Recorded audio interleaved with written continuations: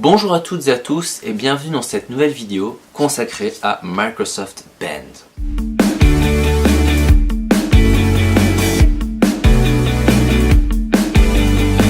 Donc Microsoft Band, c'est des bracelets connectés que Microsoft a sorti sur le marché il y a quelques années. Pour le premier modèle, c'était décembre 2014 et pour le deuxième modèle, décembre 2015. Un troisième modèle aurait dû sortir au plus tard décembre 2017. Mais finalement, elle ne verra jamais le jour. Il n'y a plus personne qui travaille sur ce projet-là vu qu'il est abandonné. Donc cette première version, la Microsoft Band première du nom, était très ambitieuse malgré qu'elle n'était disponible que dans un seul territoire, les États-Unis, et fonctionnelle que dans une seule langue, l'anglais. Au niveau de son ergonomie, on est sur quelque chose qui est un peu ennuyant, parce que comme vous allez le remarquer, un bracelet qui est en forme de menottes. Et qu'on se le dise, c'est pas très pratique. Mais malgré tout, elle était très intéressante parce que, comme première montre de Microsoft, elle avait quand même un suivi du rythme cardiaque en continu. Il y avait plein d'exercices qui étaient proposés dedans, donc elle suivait notamment le vélo, elle suivait la course à pied, et il y avait même moyen de faire des exercices encadrés en chargeant un exercice dans la montre.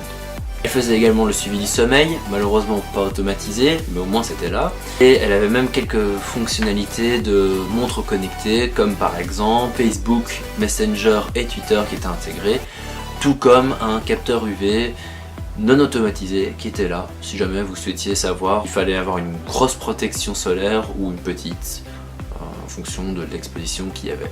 Ensuite, on a eu cette deuxième version, la Microsoft Band 2. Très belle évolution, puisqu'au niveau du design on est sur quelque chose de beaucoup plus joli. Et donc cette deuxième version, elle avait comme atout d'avoir un baromètre en plus pour pouvoir enregistrer les dénivelés, savoir le nombre d'étages que vous avez gravis par exemple. Elle avait également le capteur UV ainsi que le capteur de rythme cardiaque qui étaient tous les deux améliorés, dans le sens où le capteur de rythme cardiaque était tellement fiable que sa marge d'erreur était de l'ordre de 1. Et qu'elle était reconnue dans le domaine médical comme étant fiable. Et le capteur UV a été amélioré de manière à ce qu'il puisse prendre les informations de manière automatisée, les enregistrer et que vous puissiez les réutiliser plus tard dans l'application et le site internet. Elle avait également un écran AMOLED incurvé, ce qui était quand même un sérieux atout puisqu'au niveau du design c'est du coup beaucoup plus ergonomique. Et en plus on a le contrôle de la musique qui est certes un peu gadget mais qui peut s'avérer utile dans certains domaines. On a également le sommeil qui est maintenant en suivi automatisé. On a aussi une nouvelle tuile pour le golf qui vous permet de faire un suivi avec GPS intégré de tout votre parcours de golf.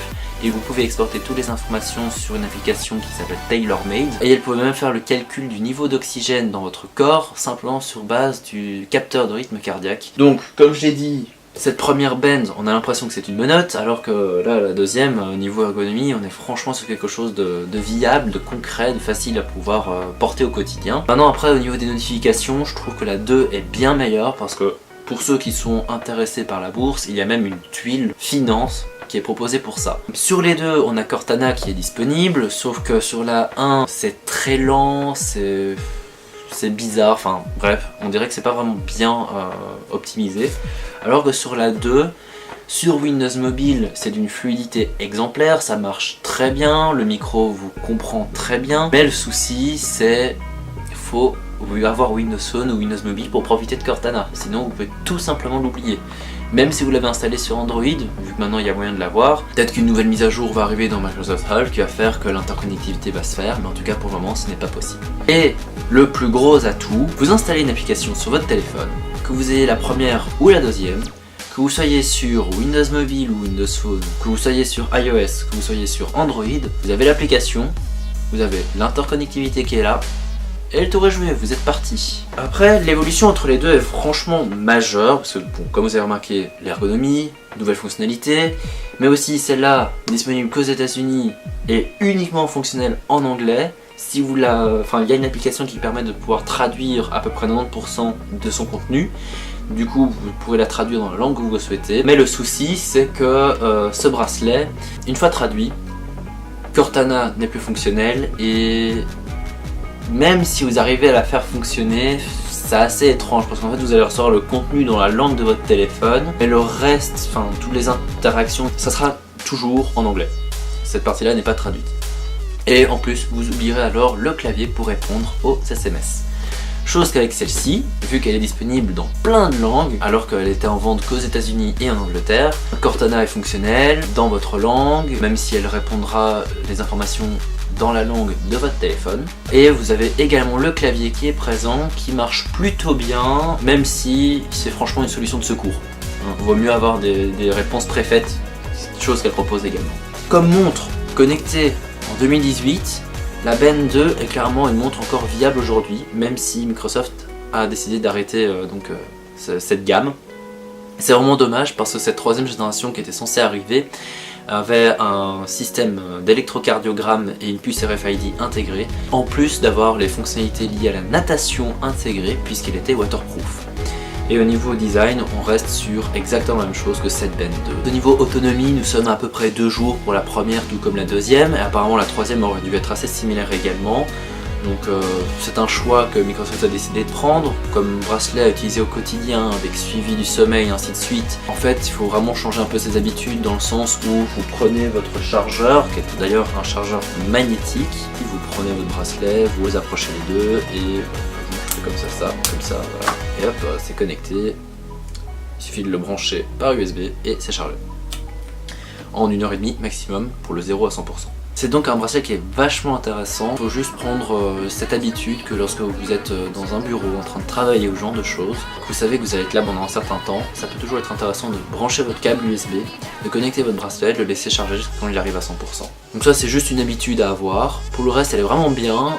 Si on la compare aux autres bracelets et montres connectées disponibles aujourd'hui sur le marché, il y en a qui sont meilleurs qu'elle, très clairement, plus cher, vu qu'aujourd'hui la Band 2 vous la trouverez facilement pour les alentours de 100 €, donc c'est quand même assez attractif vu tout ce qu'elle propose. Au niveau fonctionnalité, elle se rapproche énormément d'une Samsung Gear S2, une Fitbit Alta HR ou Charge 2, ou même d'une Apple Watch première génération, en sachant bien qu'elle est bien plus axée fitness que montre connectée. Vous pouvez toujours installer 2-3 petites applications pour rajouter des fonctionnalités à votre bracelet, la personnaliser un peu, avoir des notifications par exemple de votre équipe de foot ou de basket ou de baseball préférée. Elle n'est pas vraiment pensée pour ça à la base. Microsoft vous a fait vraiment du très bon boulot sur cette Band.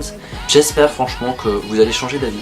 Vous aviez quelque chose de vraiment pas mal. Vous aviez eu quand même un grand succès avec cette deuxième génération, même s'il y a eu des problèmes au niveau d'une déchirure du bracelet. C'est une chose que vous avez quand même réussi à pallier parce que vous avez sorti une version avec bracelet renforcé sur la fin. Et cette troisième génération était également renforcée, donc pourquoi pas relancer l'aventure, quitte éventuellement à partir sur un design tout à fait autre. C'était tout pour moi sur cette Microsoft Band. N'hésitez pas à déposer un commentaire. J'espère que cette vidéo vous aura plu. Mettez un pouce vers le haut si c'est le cas et à vous abonner. Et je vous dis à la prochaine. Ciao!